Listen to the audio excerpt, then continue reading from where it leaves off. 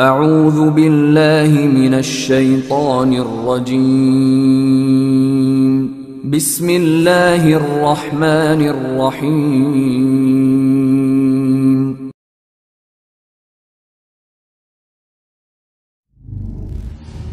قرآن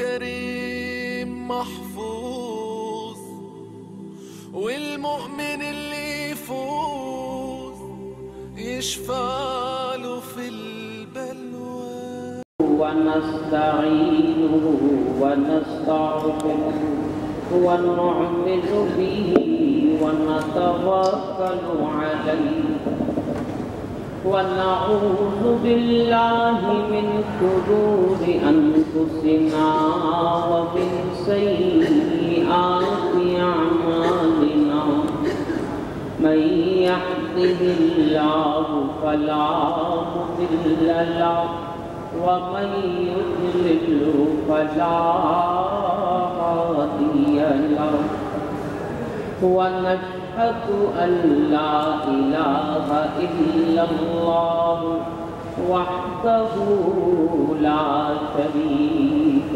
له ونشهد أن سيدنا ونبينا ومولانا محمدا عبده ورسوله صلى الله تعالى عليه وعلى آله وأصحابه وبارك وسلم أما بعد فأعوذ بالله من الشيطان الرجيم بسم الله الرحمن الرحيم الرحمن علم القرآن خلق الإنسان علمه البيان صدق الله مولانا العظيم وبلغنا رسوله النبي الكريم ونحن على ذلك من الشاهدين والشاكرين والحمد لله رب العالمين حضرات برادران اسلام بزرگان محترم আল্লাহ পাক আমাদেরকে তৌফিক দান করেছেন যে বছরের সবচেয়ে ফজিলতময় মহিনা মাহে রমাদান আল করিমের আখেরি দশক নাজাতের দশকে লাইলাতুল কদরের সম্ভাবনাময় রাতসমূহের একটি রাতগুলো এমন এক মুবারকময় দশকে এশার নামাজ এবং তারাবি নামাজ জামাতের সাথে আদায় করার জন্য আল্লাহর পথ বাংলাদেশের জাতীয় মসজিদ বাইতুল মুকাররমে হাজির হওয়ার যে তৌফিক দান করেছেন এই জন্য শুকরান বলি আলহামদুলিল্লাহ। আলহামদুলিল্লাহ। বেরাদারান ইসলাম, দেখতে দেখতে রমজান প্রায় শেষ হয়ে এসেছে। যদি 29 রোজা হয় তাহলে সামনের সোমবারই ঈদের দিন হবে, আর যদি 30 হয় সামনের সোমবার হবে 30। এখন এই রমজানে আল্লাহ রাসূল হাদিস শরীফে বলেছেন মান সামা রমাদান ঈমানান ওয়া ইহতিসাবান গফিরা লাহু মা তাকাদ্দামা মিন যামবিহি। যে ব্যক্তি রমজানের রোজাগুলোকে ঈমান এবং ইহতিসাবের সাথে রাখে আল্লাহ পাক তার সব গুনাহ মাফ করে দেন।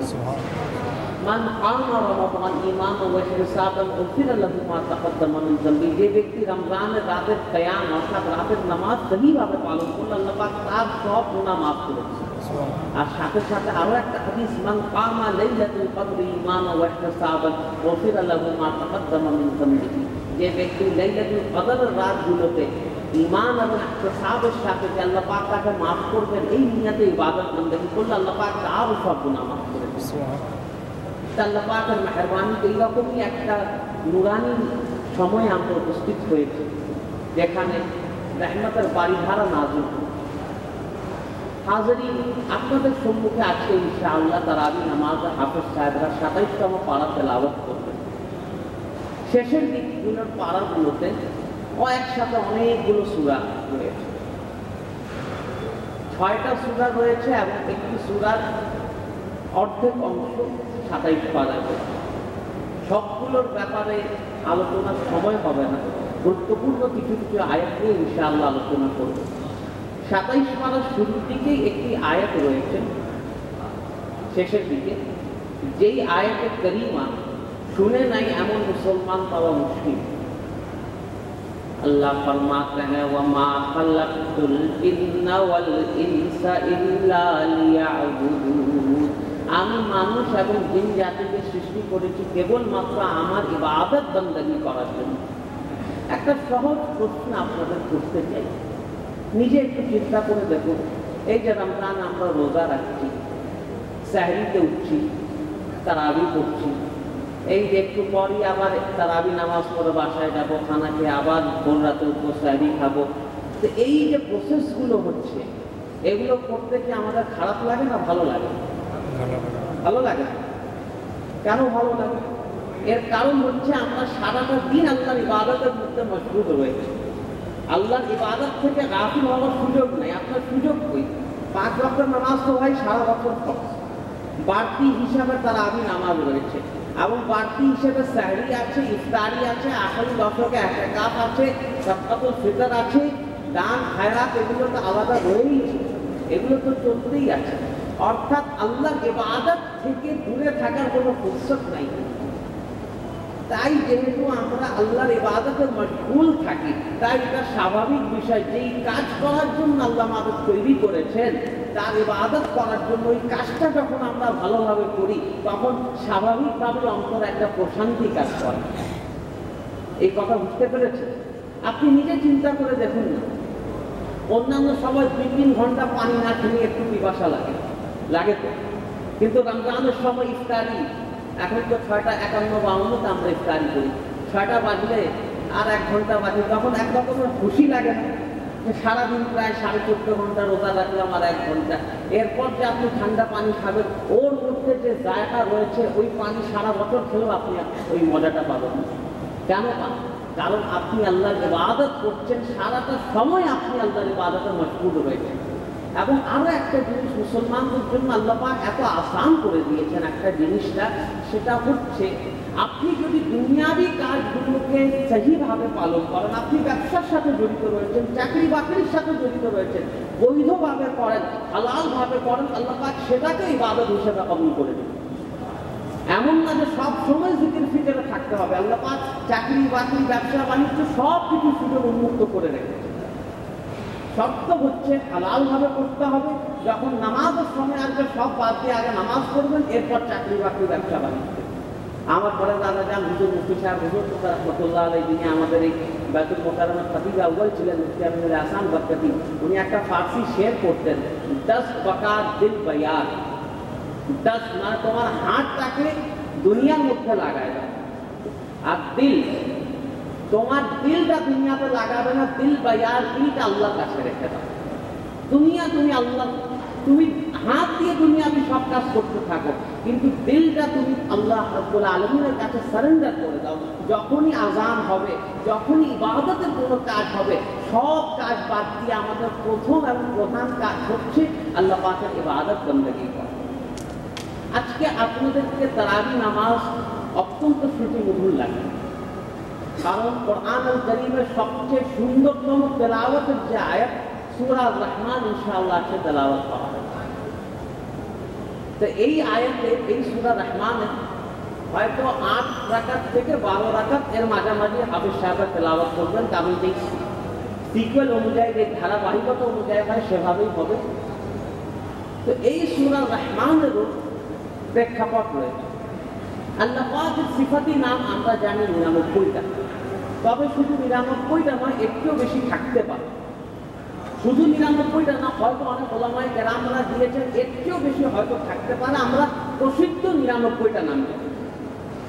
এর মধ্যে সবচেয়ে আফজাল, সবচেয়ে বরকতওয়ালা নাম হচ্ছে রহমান।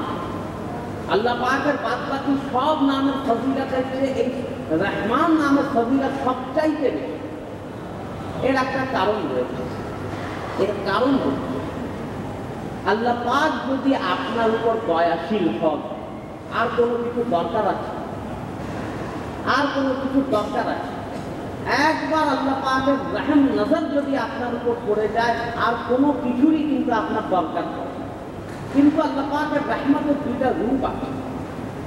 আমরা সূরা ফাতিহা তো পড়ি না, আলহামদুলিল্লাহি রাব্বিল আলামিন আর রহমানির রহিম। রহমান রহিম দুটা তো অর্থই দয়াময়, আল্লাহ দয়াময়। দুইটা দয়ার দুইটা আলাদা রূপ আছে। কি রকম? রহমান আল্লাহ পাকের এমন দয়া যেটা ধর্ম বর্ণ নির্বিশেষে আল্লাহ পাক সবাইকে দান করে থাকে। হিন্দু হোক, বৌদ্ধ হোক, খ্রিস্টান হোক, সবাই কিন্তু আল্লাহ পাকের রহমান নামের ফয়জ বরকত পাচ্ছে। যারা গুনাহগার, যারা আল্লাহকে অস্বীকার করে, যারা নামাজ পড়ে না, আল্লাহ পাক তাদের জন্য পানি হাওয়াকে বন্ধ করে দেবে, সবই করছে। কিন্তু রহিম নামের ফয়জ বরকত শুধুমাত্র কিয়ামতের দিন, শুধুমাত্র যারা বলেছে লা ইলাহা ইল্লাল্লাহ মুহাম্মাদুর রাসূলুল্লাহ এবং এর উপর ঈমান আমল করেছে, শুধুমাত্র তারাই রহিম নামের ফয়জ বরকত কিয়ামতের দিন তারা লাভ করবে। এই হচ্ছে এই জন্য বলা হয়ে থাকে আল্লাহু ফি রহমান দুনিয়া ওয়া রহিমুল আখিরাহ। আল্লাহ পাক দুনিয়ার জন্য রহমান, আখিরাতের জন্য রহিম। দুনিয়াতে আল্লাহ পাক তার রহমানের নাম সবাইকে সমানভাবে, কাফির, বদকার, আবু জাহেল, আবু লাহাব সবাই সমানভাবে পেয়েছে। কিন্তু কিয়ামতের রহিম নামের ফয়জ বরকত পাবে শুধুমাত্র ঈমানদার, শুধুমাত্র পরহেজগার মুসলমান, যারা পুরো জিন্দগি তাদের অতিবাহিত করেছে আল্লাহ পাকের ইবাদত বন্দেগী করার ক্ষেত্রে, আল্লাহ পাককে রাজি খুশি করার ক্ষেত্রে।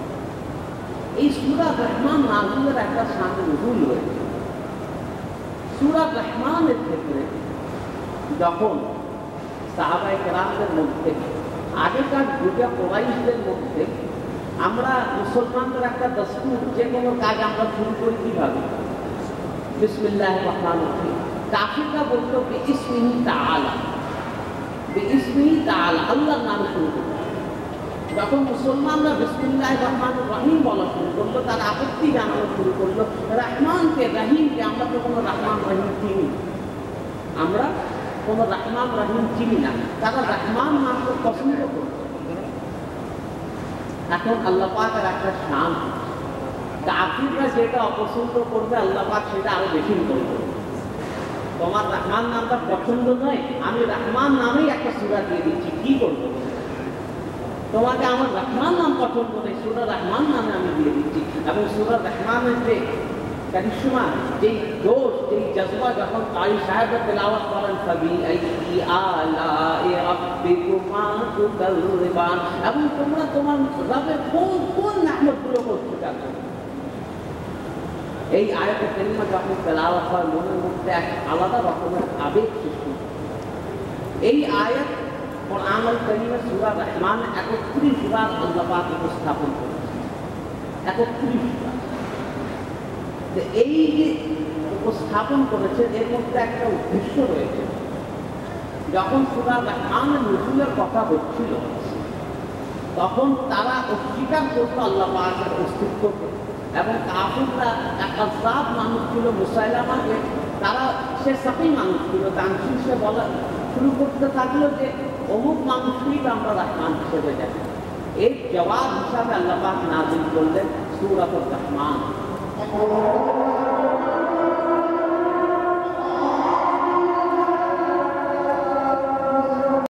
যখন নাযিল করেন আল্লাহ পাক মানুষদেরকে গুণ, কিন্তু এই একটা জিনিস রয়েছে, বয়ান, কথা বলার শক্তি, এটা আল্লাহ পাক মানুষ ছাড়া অন্য কাউকে দেন, মানুষ ছাড়া অন্য কাউকে দেন না। আপনি খোঁজ নিয়ে দেখেন, মানুষের যে অনেক শক্তিশালী জানোয়ার আল্লাহ পাক সৃষ্টি করেছেন।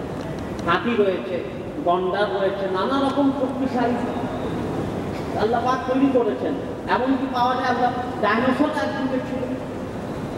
এত শক্তিশালী জিনিস আল্লাহ তৈরি করেছেন। গভীর সমুদ্রের মধ্যে ৩ মাছ আল্লাহ তৈরি করেছেন, যেই মাছের পেটে আল্লাহ নবী হযরত ইউনূস আলাইহিস সালাম ছিলেন। চিন্তা করে দেখুন, মাছের পেটে পুরো এক আল্লাহ নবী ছিলেন প্রায় ৪০ দিন। তাহলে চিন্তা করে দেখুন আমরা কত মামুলি জিনিস এই দুনিয়ার সামনে। কিন্তু এই একটা জিনিস আল্লাহ পাক আমাদের দান করেছেন, যেটা অন্য কাউকে দেন নাই, সেটা হচ্ছে কথা বলা। আর আমাদেরকে এই দায়িত্ব, কর্তব্যটা ঠিক মতো পালন করতে হবে, জবানের হক আদায় করতে হবে। কথা বুঝাতে পেরেছি? অথচ আফসোসের বিষয়, আমরা জবানের হকের বিষয়ে আমরা সবচেয়ে বেশি গাফিল থেকে। জবানের হকের ব্যাপারে আমরা জবানের যে হক রয়েছে কথা বলার ক্ষেত্রে এমনভাবে কাউকে কষ্ট দেওয়া যাবে না।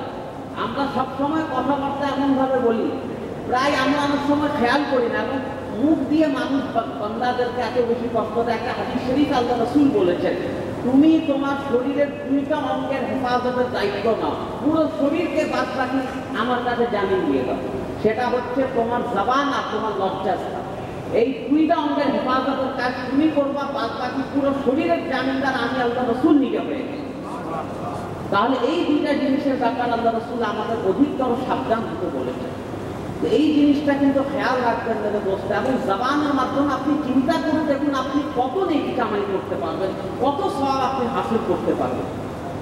সূরা রহমান রয়েছে এবং এই কোরআনুল কারীমের আজকে 27 পারে আরেকটা সূরা আপনারা শুনবেন, সূরা নজম। সূরা নজম কোরআনুল কারীমে 14টা জায়গা রয়েছে যেখানে তেলাওয়াতে সিজদা করতে হয়। ইনশাআল্লাহ আজকেও একটা সিজদার আয়াত আপনারা পাবেন।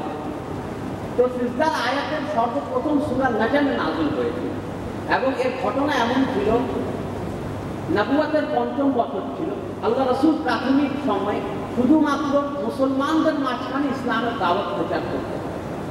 একবার আল্লাহ রাসূলের কাছে সাহস আসলো এবং হিম্মত করে সব কাফিরদের, কুরাইশদের সাধারণ সভা যেখানে মুসলমান আছে কাফিরও আছে, তাদের মাঝখানে আল্লাহ রাসূল সূরা নজমের কিছু আয়াত তেলাওয়াত করা শুরু করলেন এবং সেটা তেলাওয়াত করতে করতে এই তেলাওয়াতে সিজদার আয়াত এসে গেল। যখন চিন্তা করুন ওয়াজ কে করছেন? হযরত মুহাম্মদুর রাসূলুল্লাহ সাল্লাল্লাহু আলাইহি ওয়াসাল্লাম, যার প্রতিটা কথা আল্লাহ পাকের কালাম। আল্লাহ রাসূল নিজের থেকে কোনো কথা বলেন না, ওয়ামা ইয়ানতিকু আনিল হাওয়া ইন হুয়া ইল্লা ওয়াহয়ুন ইউহা। আল্লাহ রাসূল নিজের জবান থেকে কোনো কথা বলেন না, আল্লাহ পাক যা হুকুম দেন সেটাই আল্লাহ রাসূলের জবান থেকে জারি হয়। সেই আল্লাহ রাসূল ওয়াজ করছেন।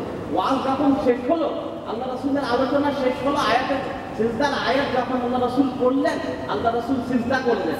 আল্লাহ রাসূলের দেখা দেখি যত সাহাবী, সব সাহাবী সিজদা করলেন। শুধু সাহাবী না, যত কাফির ছিল কাফিররা পর্যন্ত সিজদা করলেন। শুধু সাহাবী না, যত কাফির, যত কুফার ছিল সব কুফাররা পর্যন্ত সিজদা করলো। তারা নিজেরা বড় পরেশান হয়ে গেল, আমরা কোথায়, মানে এমন তারা একটা আবেগের মধ্যে এসে গিয়েছিল। এক কাফির ছিল উমাইয়া ইবনে খালফ, হযরত বেলাল আব্দুল মালিক, যাকে বেলালকে জুলুম করতে উমাইয়া ইবনে খালফ, ও সিজদা করে না। ও এক মুঠি মাটিটা নিয়ে তার কপালে এইভাবে লাগিয়ে দিল এবং বলল, আমাকে সিজদা দরকার নেই, এই মাটিটাই আমার জন্য যথেষ্ট। সাহাবায়ে কেরামরা বললেন, বদর যুদ্ধের দিন আমরা এর লাশটাকে সবচেয়ে নিকৃষ্ট অবস্থায় পড়ে থাকতে দেখেছি, কারণ সে আল্লাহ পাকের সিজদাকে এমনভাবে অপমানিত করার দুঃসাহস দেখে। সূরা নজম রয়েছে এবং পাশাপাশি এখানে সূরা কমর রয়েছে এবং সূরা কমরের নজুলের আসল ঘটনা হচ্ছে, আমরা সকলেই আল্লাহ রাসূলের একটা আযীম মুজিজা জানেন, 4 টুকরা পাবো। সেই প্রেক্ষিতে এই সূরা কমর এবং এই সূরা কমরের একটা অত্যন্ত গুরুত্বপূর্ণ আয়াত নাযিল হয়েছে। এই আয়াতের কারিমার উপরে ব্যাখ্যা করে শেষ করে দিব, কারণ এটাই বিশদ আলোচনার দাবি রাখে। अल्लाह फरमाते हैं वलक़द यस्सरनल कुरआन लिज़िक्रिही ফাহাল মিন মুদ্দাক্কির। আমি কোরআনকে তোমাদের জন্য আসান করে দিয়েছি, আছে কেউ যে কোরআন থেকে কিছু চিন্তা ভাবনা করবে, কিছু অনুধাবন করবে? মেরে দোস্ত, কোরআন আল্লাহ পাক আমাদের জন্য হেদায়েত বার্তা বাহক, আমাদের জন্য জীবনের গাইডলাইন হিসেবে দিয়ে দিয়েছেন। কিন্তু আফসোসের বিষয়, আমরা কোরআনকে শুধুমাত্র আল্লাহ মাফ করুন, কেউ মারা গেলে তখনই বের করি। কথা ঠিক কি?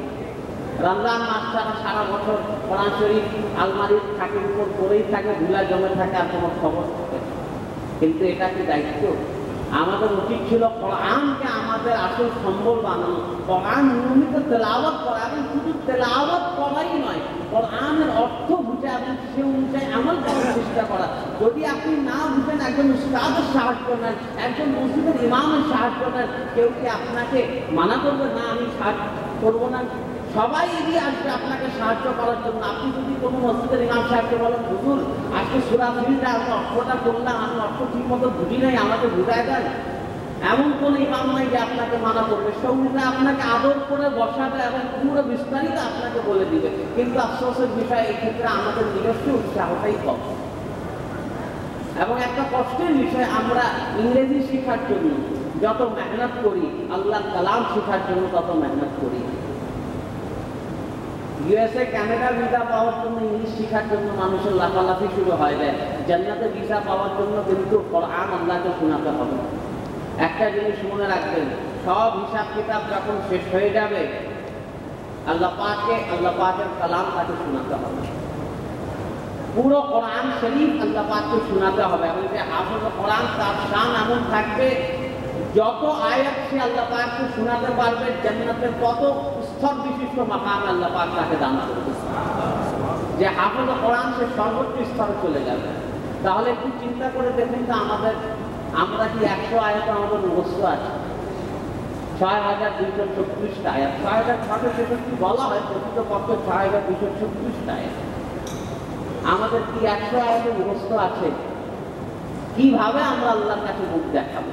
মেরে দোস্ত, আমাদের অবস্থা হয়ে গেছে, রমজান আসছে, রমজান যাচ্ছে, রমজান আসছে যাচ্ছে, কিন্তু আমাদের মধ্যে কোনো গুণগত পরিবর্তন আসছে। এটা সবচেয়ে আফসোসের বিষয়। হালত এমন হয়ে গিয়েছে, যেটাকে বলা হয় সুবহ হোতি হ্যায় শাম হোতি হ্যায়, জিন্দগি यूं ही तमाम होती है। সকাল হচ্ছে, সন্ধ্যা হচ্ছে এবং জিন্দগি এভাবেই চলে যাচ্ছে। আমরা রোজা রাখছি, ইফতারি করছি, কিন্তু রমজানের পরেও যে আমাদের দায়িত্ব রয়েছে, এটা সবচেয়ে আফসোসের দিন দেখা যায় ঈদের দিন। আসল ঈদের দিন মুসলমানদের জন্য কিন্তু এখন ঈদের দিন কিন্তু আমাদের উৎসব শেষ হয়ে যাচ্ছে। সেটা হচ্ছে এই আনন্দ খুশির সমাপ্তি হচ্ছে ঈদের দিন। এত উৎসাহ করে আমরা নামাজ পড়তে আসলাম, কিন্তু আফসোসের বিষয় দেখা যায় ঈদের দিন জোহর আসর মসজিদে মুসল্লি খুঁজে পাওয়া যায়। কথা ঠিক না ভুল? এই জিনিসটা থেকে যদি বের না হতে পারেন, কসম খোদা কি কখনো ভালো মুসলমান হতে পারবেন না। এবং আরো একটা জিনিস, কোরআনকে আমাদের অবলম্বন বানাতে হবে। আল্লামা ইকবাল রহমতুল্লাহ আলাইহি তার একটা কবিতা জওয়াবে শাকওয়াত উনি লিখেছেন, वो जमाने में मुअज़्ज़ज़ थे मुसलमान होकर, और तुम हार हुए तारीख़ कुरान होकर। তারা আগেকার যুগে মুসলমানদের ইসলামের ঐতিহাসিক সোনালী যুগে যারা যারা সম্মানিত ছিলেন, তাদের সম্মানিত হওয়ার উদ্দেশ্যটা কি ছিল? তারা কোরআনকে নিজের অবলম্বন বানিয়েছিলেন, কোরআনকে নিজের সম্বল বানিয়েছিলেন, এবং কোরআনকে বুঝেছিলেন তার মাধ্যমে। আখিরি নবী হুজুর হযরত মুহাম্মদুর রাসূলুল্লাহ সাল্লাল্লাহু আলাইহি ওয়াসাল্লাম, তিনি নিজে ছিলেন একজন জীবন্ত কোরআন। কোরআনের উপর কিভাবে আমল করতে হয় সেটার নমুনা ছিলেন আমাদের প্যারে নবী, বিশ্ব নবী হযরত মুহাম্মদুর রাসূলুল্লাহ সাল্লাল্লাহু আলাইহি ওয়াসাল্লাম। আল্লাহ রাসূলের একটা আদত মুবারক ছিল। আল্লাহ রাসূল সাহাবায়ে কেরামরা কোরআন তেলাওয়াত খুব আগ্রহ সহকারে শুনতেন, খুব খুশি মনে শুনতেন আমার কোন সাহাবী কিভাবে তেলাওয়াত করতেন। একবার হলো আল্লাহ রাসূল রাতে একটু বের হলেন সাহাবীদের কোরআন তেলাওয়াত শোনার জন্য। আল্লাহ রাসূল বের হলেন, আবু বকর সিদ্দিক রাদিয়াল্লাহু তাআলা ঘরের বাইরে দিয়ে গেলেন। আবু বকর সিদ্দিক খুব আস্তে আস্তে কোরআন তেলাওয়াত করতেন। একটু পর ওমর ইবনে খাত্তাব রাদিয়াল্লাহু তাআলা ঘরের বাইরে দিয়ে গেলেন। হযরত ওমর ইবনে খাত্তাব রাদিয়াল্লাহু তাআলা অনেক জোরে জোরে কোরআন তেলাওয়াত করতেন। এরপর আল্লাহ রাসূল দুইজনকেই জিজ্ঞাসা করলেন, আবু বকরকে, হে আবু বকর, এত জোরে এত আস্তে কেন করছেন? আবু বকর সিদ্দিক রাদিয়াল্লাহু তাআলা জবাব দিলেন, ইয়া রাসূলুল্লাহ, ইয়া হাবিবাল্লাহ, আমি যেই আল্লাহকে শোনাতে চাই, সেই আল্লাহ জোরে বললেও শুনে, আস্তে বললেও শুনে। আবার হযরত ওমর ইবনে খাত্তাব রাদিয়াল্লাহু তাআলা আল্লাহ রাসূল যখন জিজ্ঞাসা করলেন, তুমি এত জোরে জোরে কেন বলছো? তখন ওমর ইবনে খাত্তাব রাদিয়াল্লাহু তাআলা বললেন, ইয়া রাসূলুল্লাহ, আমার এত জোরে বলার উদ্দেশ্য হচ্ছে যাতে কোরআনের আওয়াজ শুনে শয়তান পালিয়ে যায়। আসলে হযরত ওমরের একটা শান ছিল। আল্লাহ রাসূল হযরত ওমর রাদিয়াল্লাহু তাআলা ব্যাপারে বলেছিলেন, ওমর, তুমি যেই রাস্তা দিয়ে যাবে, শয়তান ওই রাস্তা দিয়ে যাওয়ার সাহস করবে না। হযরত ওমর এমন জালাল ছিল, এমন প্রভাবওয়ালা সাহাবী ছিলেন, তুমি যেই রাস্তা দিয়ে যাবে, শয়তান ওই রাস্তা দিয়ে যাওয়ার সাহস করবে না।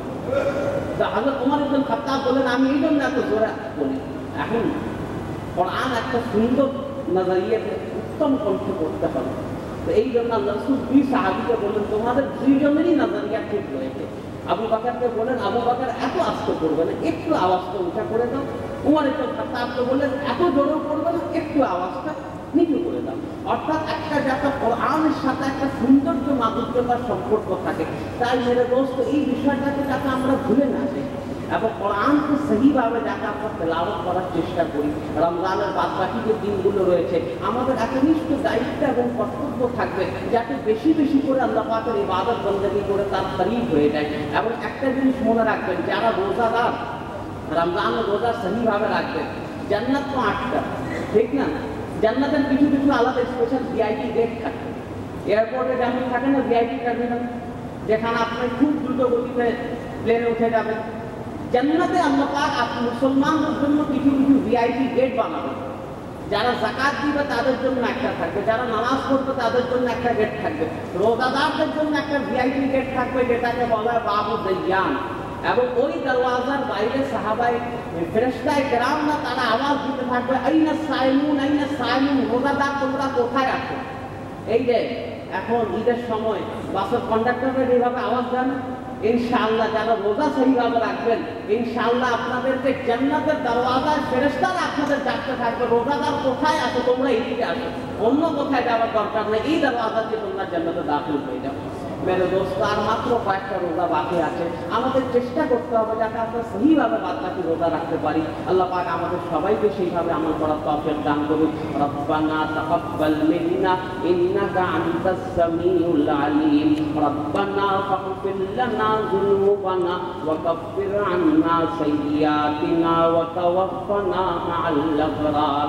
আল্লাহুম্মা ইন্নাকা আফুউন তুহিব্বুল আফওয়া ফা'ফু আন্না يا رب العالمين يا غفور رحيم بوسيلة سيد المرسلين بحق لا إله إلا الله محمد رسول الله.